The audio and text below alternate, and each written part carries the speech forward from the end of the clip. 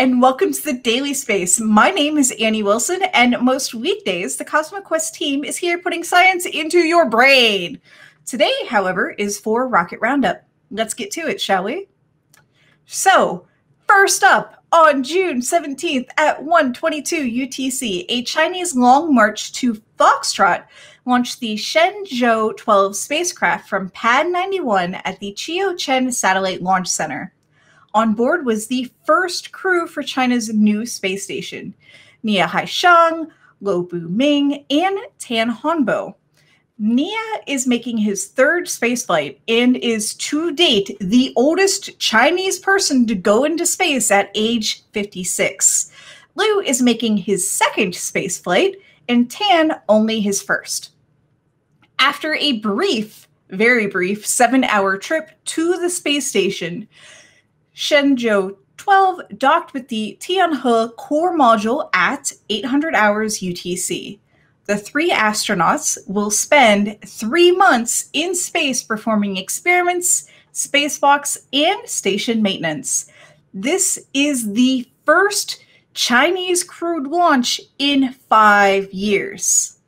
Let's watch that launch. 起飞，70 090 22分31秒693毫秒，70 090 22分31秒693毫秒。酒泉程序转弯，东风程序转弯。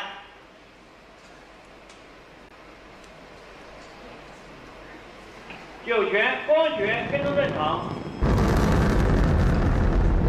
东风。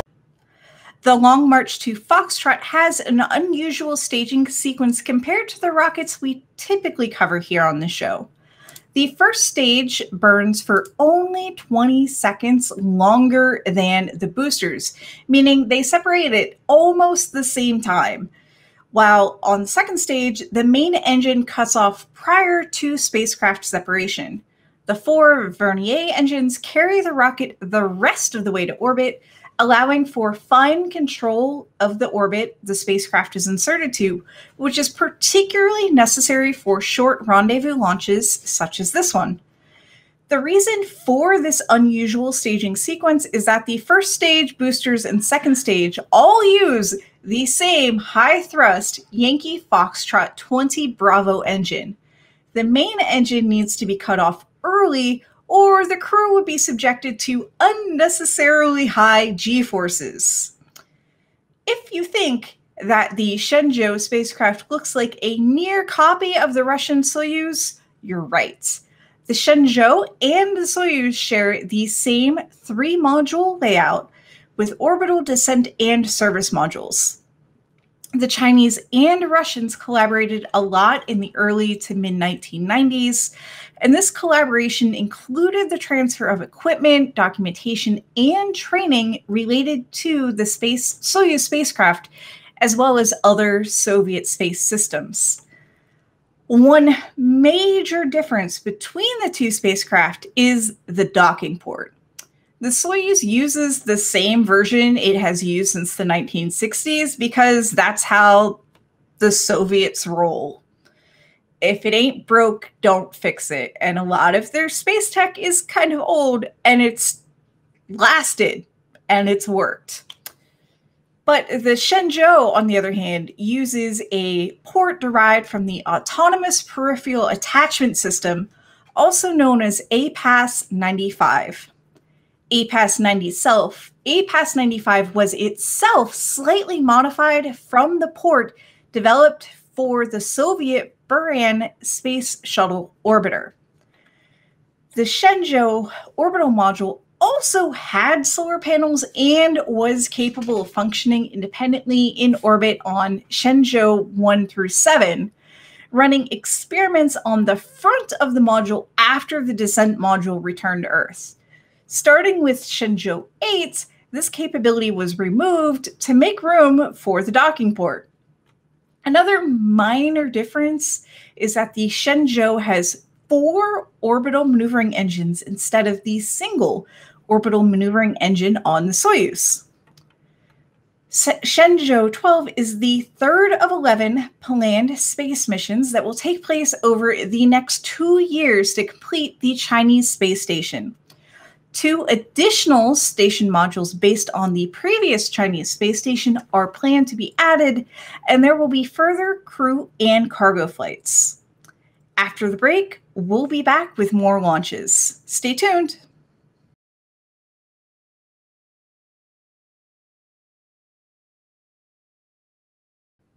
Welcome back. On to more routine uncrewed launches. On June 17th at 16:09 UTC, a SpaceX Falcon 9 launched the GPS-3 Space Vehicle 5 into orbit from Slick 40 at Cape Canaveral Space Force Station in Florida. This was the first national security mission to be flown on a reused Falcon 9, with booster 1062 making its second flight after launching GPS-3 Space Vehicle 4 back in November 2020. For those of you keeping score at home, booster 1062 made its second landing on the drone ship. Just read the instructions. Both fairings were brand new and successfully fished out of the water. Let's watch the launch.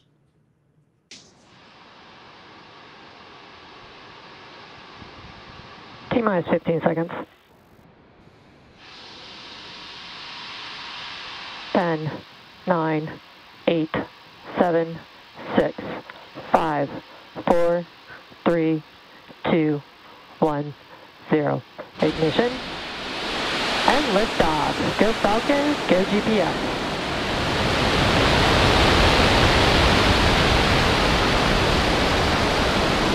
Vehicle is pitching downrange. Stage 1 chamber pressures are nominal. And Seco 1, there's the first stage coming in.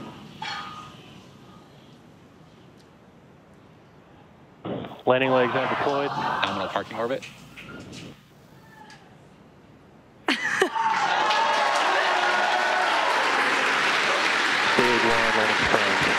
The GPS-3 satellites are the replacement for the aging GPS-2 constellation. The oldest currently operational GPS satellite is Navstar 43, a GPS Block 2 Romeo spacecraft launched in, wait for it, 1997. Its design life was 7.5 years, and it has exceeded that by 16 years. I think it's time for it to retire. It's lived a good life.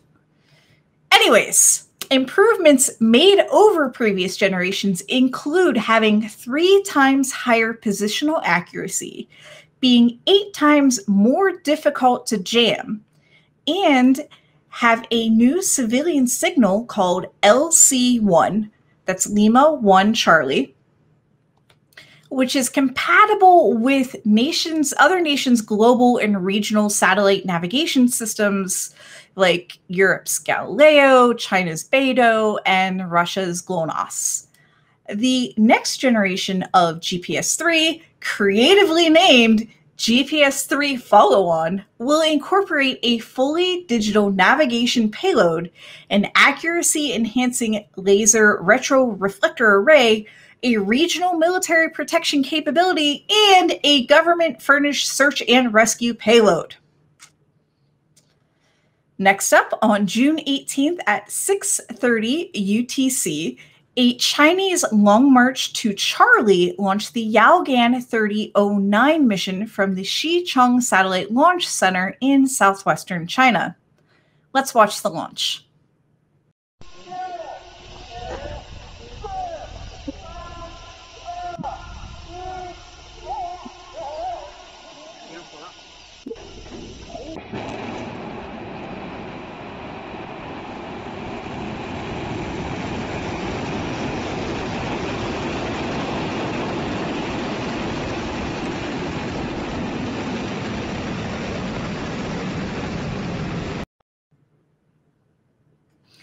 This was the 9th group of 3 Yaogan 30 satellites launched for this constellation, with previous batches going up every few months since mid-2017.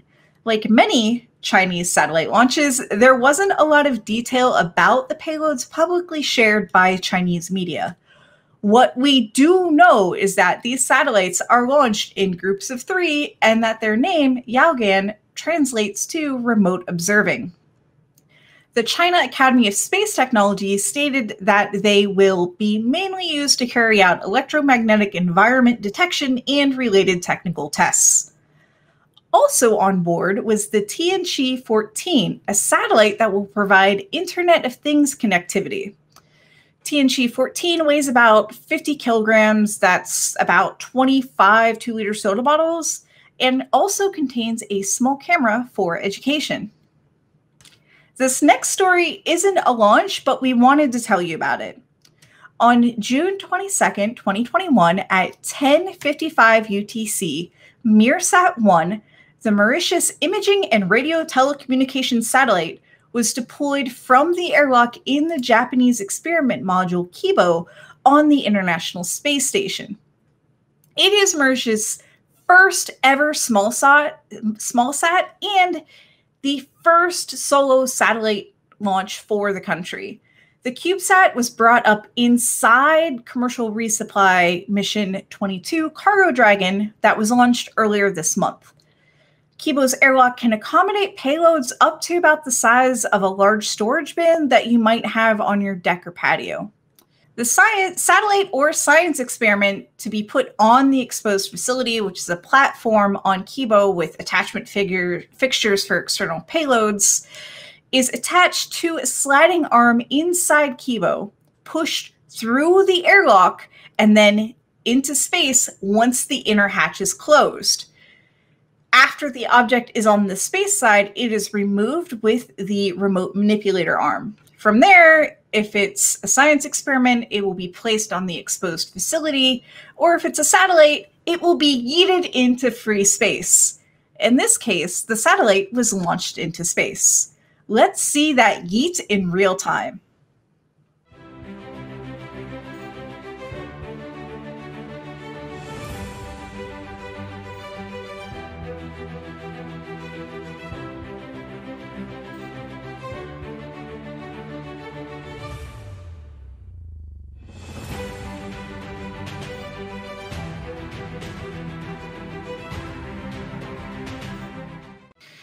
MEARSAT-1 got its ride into space by winning the 3rd Kibo Cube competition sponsored by JAXA and the United Nations Office for Outer Space Affairs.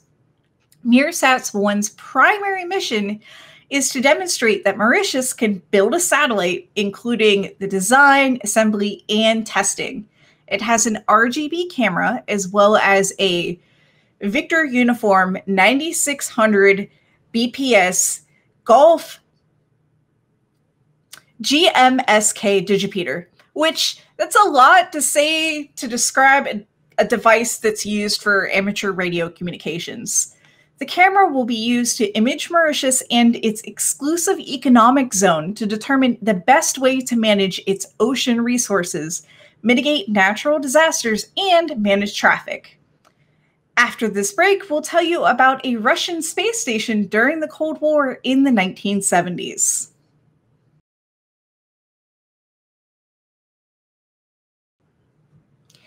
This week in rocket history, we look back at the launch of Salyut 3. Salyut 3 was launched to orbit on June 25, 1974 on a Proton K heavy lift rocket.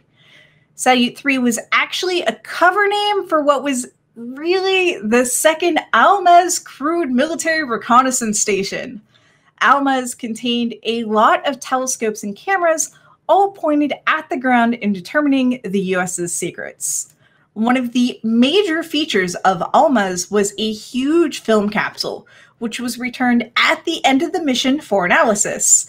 The theory of the operation was that instead of launching a bunch of uncrewed satellites with cameras and limited film to undertake preset missions, a trained human crew could operate the camera in real time. The crew could use their judgment and take pictures of interesting, even unknown military targets without wasting film if an intended target was obscured by cloud cover. A human could also report findings in near real time over the radio instead of waiting literally weeks for a bucket of film to be used up, dropped from the satellite, recovered by a plane, processed, that's developing the film, and analyzed. For comparison, today's satellites send back digital images that can be analyzed almost as soon as they are received. The limiting factor isn't film or transmission time, but rather how often the satellite passes over an area. Back to Salyut 3. The first mission to the new station was Soyuz 14, which was named Golden Eagle. It was launched on July 3rd, 1974 at 1851 UTC. On board were Commander Pavel Popovich and engineer Yuri Artyushin. It used the new Soyuz T for Tango spacecraft, which was specifically developed to transport crew to the new Salyut and Almaz stations.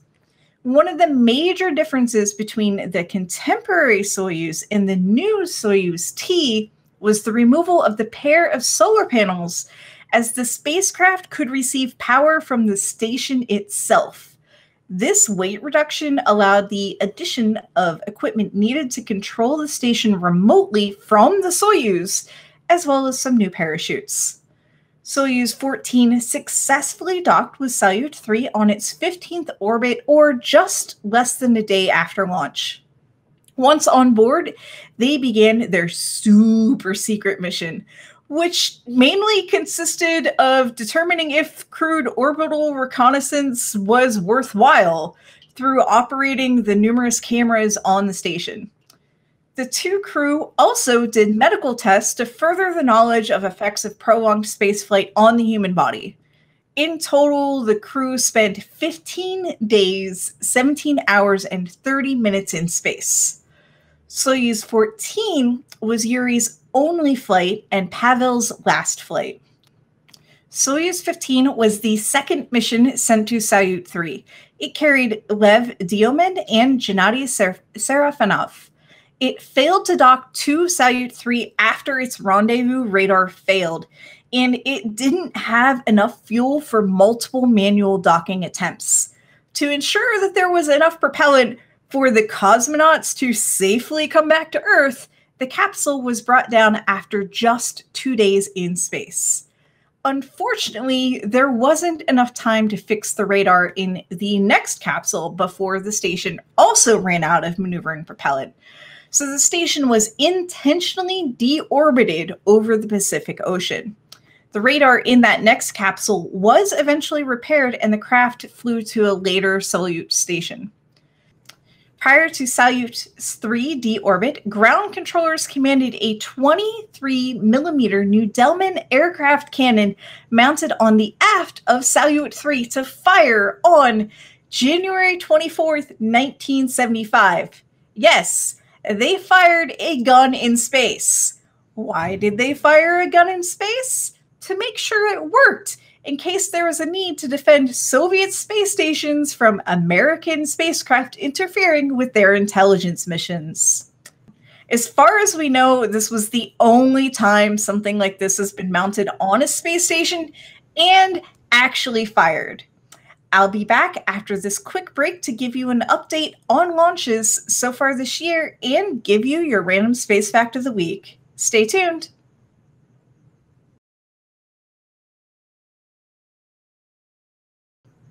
To wrap things up, here's a running tally of a few spaceflight statistics for the current year.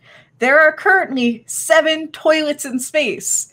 3 are installed on the International Space Station, 1 is on the Crew Dragon, 1 is on the Soyuz, 1 is on the Shenzhou, and 1 is on the Chinese Space Station. There have been 58 total orbital launch attempts so far this year, including 3 failures. From those launches, humanity has put a whopping 1,157 satellites into orbit. I keep track of orbital launches by where they launched from, also known as spaceport. Here's that breakdown. USA, 25, China, 19, Kazakhstan, 4, Russia, 4, New Zealand, 3, French Guiana, 1, India won and Iran won. All we know at this point is that it appears that Iran attempted a launch earlier this month, but that launch wasn't successful. We'll bring you more about this in a future episode if more information becomes available. All right, and your random space fact for the week is that the sky crane that gently dropped the Mars 2020 Perseverance rover on Mars was originally built as the structural test article for the sky crane developed for the Curiosity rover. This has been the Daily Space.